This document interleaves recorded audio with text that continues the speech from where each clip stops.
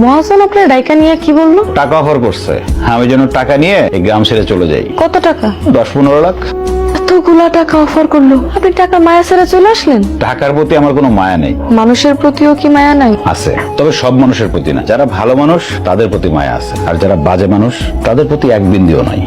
আমারে আপনি মাফ করে দেন, আমার জন্য আপনার আমারে বিয়ে করতে হইলো।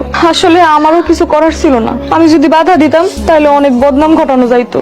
আপনি এক কাজ করেন, এই গ্রাম ছেড়ে চলে যান। কেন, আমাকে কি আপনার পছন্দ হয়নি? জবাব দেন। কি জবাব দেব? হ্যাঁ বা না বলেন, আমি যেটা জিজ্ঞেস করছি সেটার স্টেট কাট উত্তর দেবেন। আমাকে কি আপনার পছন্দ হয় না?